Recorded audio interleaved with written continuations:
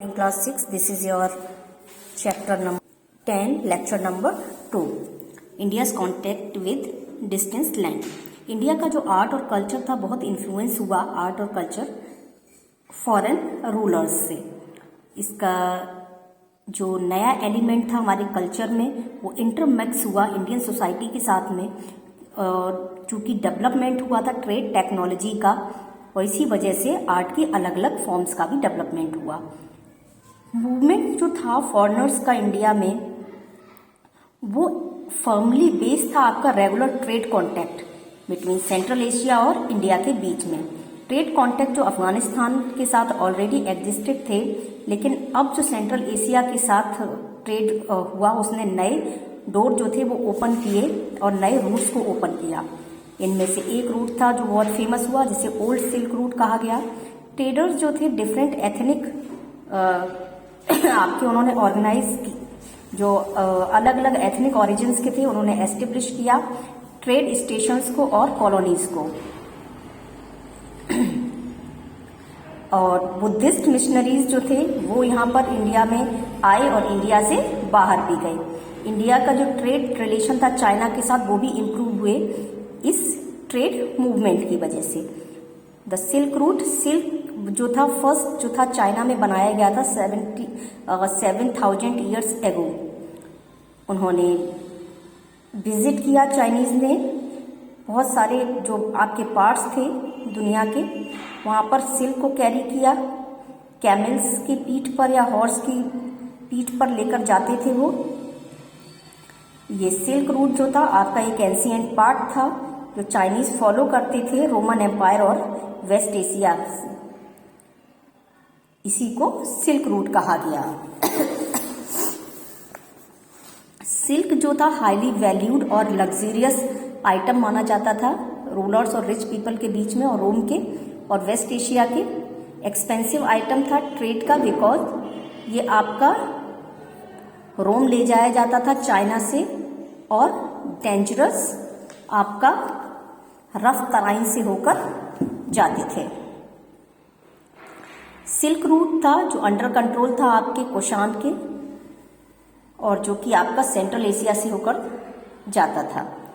ये जो रूट था वो ग्रेट सोर्स था, इनकम था कुषाण के लिए। उन्होंने टोल्स लगाए, इसके ऊपर टैक्सेस लगाए ट्रेडर्स के ऊपर, और इन रिटर्न उन्हें रिटर्न में प्रोटेक्शन ऑफर किया, किससे? रॉबर्स से और आपके चोरों से। और ऐसा इसलिए था क्योंकि अवेलेबिलिटी जो गोल्ड की थी, कुशाल रूलर जो थे वो पहले ऐसे ही व्यक्ति थे जिन्होंने गोल्ड कॉइन इशू किए थे लार्ज स्केल पर। मैरीटाइम ट्रेड जो था सी रूट के थ्रू, उसको मैरीटाइम ट्रेड कहा जाता था। मैरीटाइम ट्रेड जो था इंडिया में स्टार्ट हुआ था मुगल पीरियड के दौरान। रीजन जो था इसका डिमांड का वो था आपका माइटी, एक तो रोमन एम्पायर था वेस्ट में और हैन एम्पायर था आपका चाइना के ईस्ट में। इंफॉर्मेशन जो थी इस पीरियड के बारे में अवेलेबल है बहुत सारे फॉरेन सोर्सेज के through. With in the Indian अगर सब कॉन्टिनेंट की बात करते हैं, देयर वर 2 मेजर रूट्स जो आपके, एक तो उत्तर पथा नॉर्दर्न रूट कनेक्टेड बहुत सारे जो बड़े बड़े सेंटर्स थे नॉर्थ में, वाइल जो आपका दक्षिण पथ जो था, एक उत्तर पथ था एक दक्षिण पथ था, जो कि आपका लिंक करता था सेंटर जो आपका पेनिसुलर इंडिया को सेंटर से।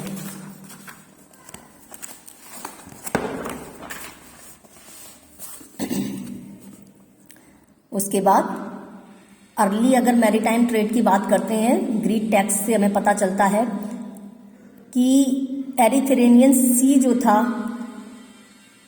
written by an anonymous sailor, written in the 1st century AD, it contains an account of his travel between the Red Sea and the India.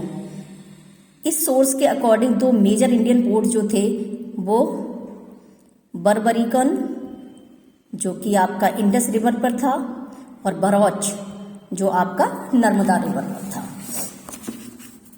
इसके बाद इम्पॉर्टेंट जो item थे जो import किए जाते थे, इसमें आपके कोरल, फ्रैंकिंस, ग्लास वेसल्स और वाइन। अलग अलग वैरायटी के ग्लास ऑब्जेक्ट जो थे वो रोमन्स के द्वारा बनाए जाते थे, हाईली वैल्यूड होते थे बहुत सारी कंट्रीज़ में, India included, India and China. और एक्सचेंज में वो एक्सपोर्ट करते थे इंडिया से स्पाइसेस, प्रीशियस स्टोन्स लाइक आपके टर्क्यूज, लपीस लाजुली और चाइनीज सिल्क और यार्न को। फिर आता है इमरजेंस ऑफ न्यू किंगडम। जब नॉर्थ इंडिया जो था ऑक्युपाई किया गया by the foreign invaders, south India जो था वो आपका साउथ इंडिया में इमर्ज हुए थे 3 इंपॉर्टेंट किंगडम। इसमें आपका चेर थे, चोल थे और आपके पांड्यास थे। ठीक है, उन्होंने स्ट्रॉन्ग होल्ड था उनका पोर्ट्स के ऊपर, जो कि ट्रेड होता था हमारा इन्हीं पोर्ट्स के थ्रू होता था, रोमन्स के साथ में कैरी किया जाता था। सबसे पहले आते हैं आपके जो पांड्यास थे, उनकी कैपिटल मदुरई थी और सबसे इम्पोर्टेंट पोर्ट जो था वो आपका कोरकाई था।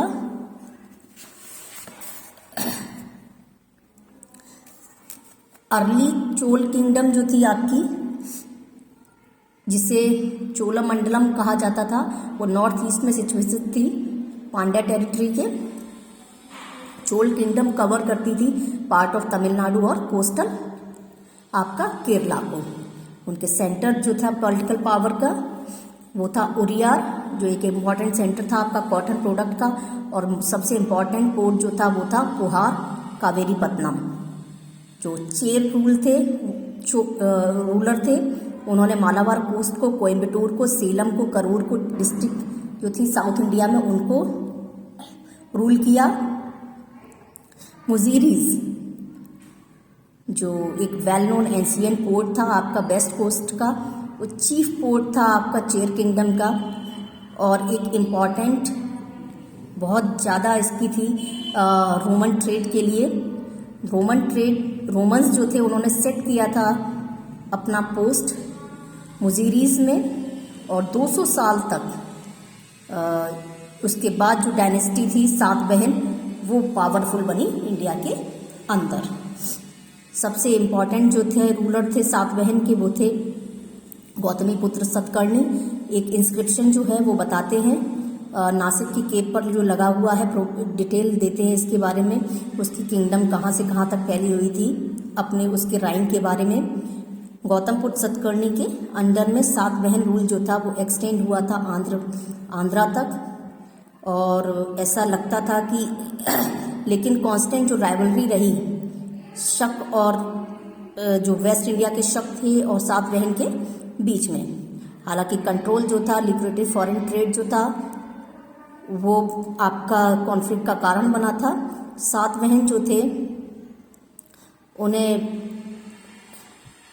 एज द लॉर्ड्स ऑफ दक्षिण पथ माना जाता था, इम्पॉर्टेंट जो कि ट्रेड रूट था आपका साउथ इंडिया के लिए। Spread of Buddhism, growth of Buddhism जो है स्लो डाउन हुआ सम ऑफ द टाइम सुंग और कांड पीरियड में, क्योंकि सुंग और कांड जो थे उन्होंने मौर्यन को जब सक्सीड किया था मगध के ऊपर, तो उनके अंदर ब्राह्मिकल फेथ था। ठीक है, इस वजह से उन्होंने पीपल को जो है बुद्धिज्म को फॉस्टर नहीं किया।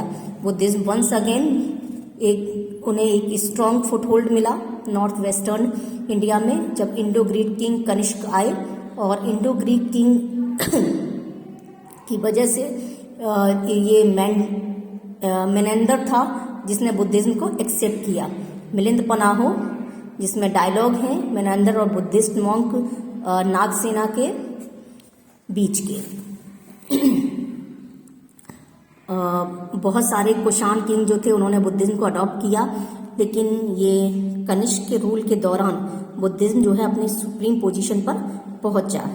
4th बुद्धिस्ट काउंसिल जो थी वो आपकी कन्वेंट हुई थी इसी पीरियड में। कनिष्क एक ग्रेट पैट्रन था बुद्धिज्म का, उसने हेल्प किया प्रोपेगेट करने के लिए डिफरेंट पार्ट ऑफ कंट्री में। उसने स्तूप बनवाए, मोनेस्ट्री बनवाई पेशावर में, और as a great centre of Buddhist के लिए उसने इन सभी चीज़ों ने सर्व किया।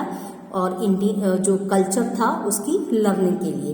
इस पीरियड के दौरान जो मॉन्क थे इंडिया से, उन्होंने कैरी किए डॉक्ट्राइन, जो बुद्ध की शिक्षाएं थी, डॉक्ट्राइन जो थे, उपदेश जो थे उनको, और उनको फैलाया आपका सेंट्रल एशिया और चाइना तक। बुद्धिज्म जो था एक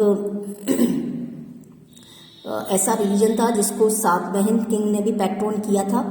बहुत सारे स्तूप जो थे वो बनवाए गए, बहुत सारे गिफ्ट जो थे, मैग्निफिशेंट गिफ्ट दिए गए, जैसे अमरावती स्तूप जो था वो एनलार्ज किया गया और मार्बल स्लैब से उसको कार्व किया गया।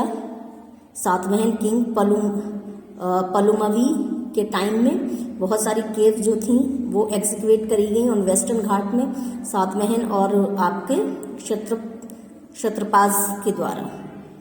और बहुत सारी उन्होंने इनको शेल्टर और मोनेस्ट्रीज बनवाई बुद्धिस्ट मॉन्क के लिए। ये जो रॉक कट केव थी वो आपके बहुत सारे प्लेसेस पे हैं, नासिक में है, केरला में है, आपके भाजा, गुनार और आपकी कन्हेरी में। कुछ आपके पॉपुलरिटी ऑफ महायान बुद्धिज्म, जो आपका महायान सेक्शन था बुद्धिज्म का, उसने बहुत ज़्यादा कंट्रीब्यूशन आपका दिया बुद्धिज्म को पॉपुलराइज करने में इंडिया में, एज वेल एज बहुत सारे दुनिया के दूसरे हिस्सों में। उन्होंने 1st सेंचुरी BC में आंध्रा रीजन में ओरिजिनेट हुआ था ये, और ये रिकग्नाइजेबल हुआ Buddhism at the time of the Kanishka, और पूरे नॉर्थ इंडिया में फैल गया 2nd सेंचुरी AD में। इस नई फॉर्म बुद्धिज्म में बुद्ध जो थे सिम्बॉलिकली शो नहीं किए गए थे ह्यूमन इमेजेस में। फॉर एग्जांपल अर्लियर बुद्धा जो था शो किए गए थे अटेनमेंट ऑफ एनलाइटमेंट, एक सिंबलिक पीपल ट्री के नीचे, but now human figure replaced by the tree. Buddha और बोधिसत्व जो था बनाया गया मथुरा और गांधार में। बोधिसत्व जो था एक न्यू एलिमेंट था, उसने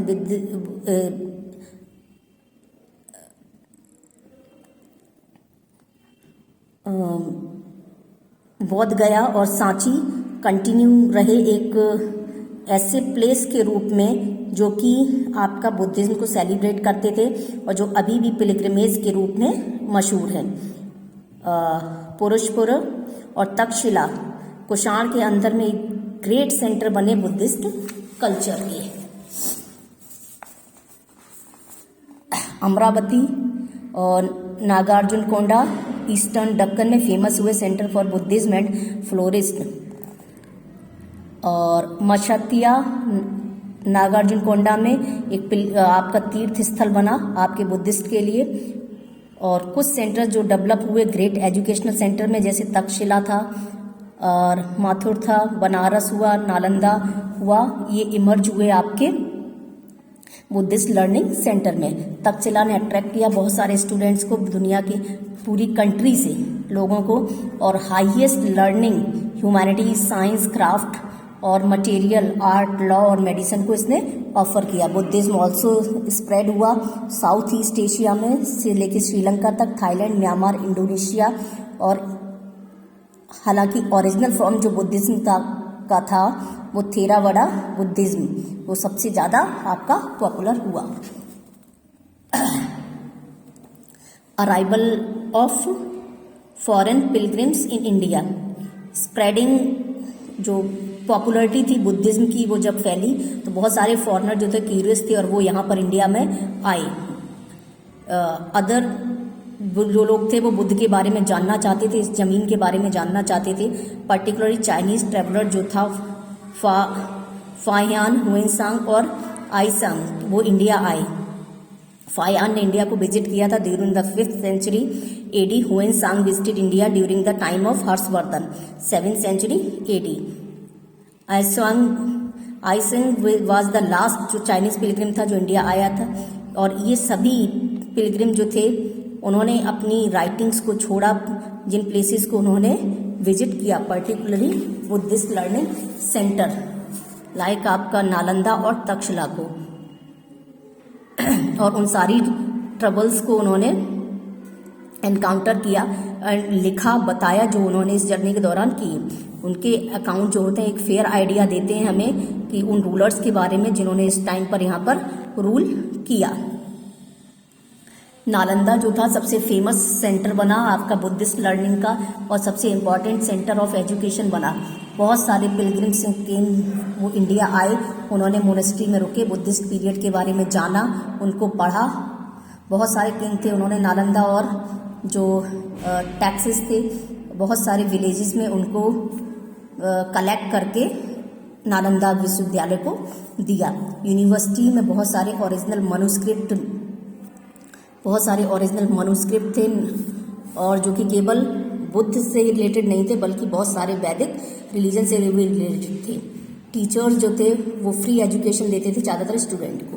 rise of bhakti cult, worship of individual deities, Shiva या विष्णु की भक्ति जो थी वो बहुत सेंट्रल फीचर हुआ हिंदुइज्म का मौर्यन पीरियड के बाद। जो पीपल वर्शिप करते थे अपने चूजन इंडिविजुअल डाइटीज की ग्रेट डिवोशन के साथ में उसे भक्ति कहा जाता था। भक्ति जो थी इस तरह भगवान की वो इमरजेंस हुआ था उसका। Shaivism meaning devotion to Shiva और वैष्णविज्म का मतलब था डिवोशन टू द भगवान विष्णु। शैविज्म जो है उसको रॉयल सपोर्ट मिला था मौर्यन पीरियड के बाद। शिव की वर्शिप करना जो था पॉपुलर था दक्कन में अर्ली डेज में। In the Tamil country Shaivism जो था वेल रूटेड था। Tamil Sangam works refer to the Shiva as the greatest of all the gods मोमुदु मधुलवन। और वैष्णविज्म जो था अनदर पॉपुलर सेक्शन था, सेक्ट था आपका, और जो लार्ज ग्रुप ऑफ पीपल द्वारा फॉलो किया जाता था, later called Hindus in all parts of India. The principal deity of this section का भगवान विष्णु थे, who is referred to the protector in the Brahmanical religion. जो कल्ट था विष्णु पंथ था, जिनको मानने वाले लोग थे इन द अर्ली पीरियड, उन्हें आपका भगवतिज्म कहा गया, और जो कि आइडिया भक्ति का डिपेंड करता था आपका भगवत गीता पर। संगम लिटरेचर जो था मेंशन करता है बहुत सारे एट्रीब्यूट्स भगवान विष्णु के, आइडेंटिफाई विद कृष्णा। अदर जो इनकारनेशन थे जैसे दूसरे अवतार जो उनके कहे जाते हैं, राम। भक्ति कल्ट ने आपका राइज दिया था some of the best expression of art in terms of poetry, sculpture and architecture.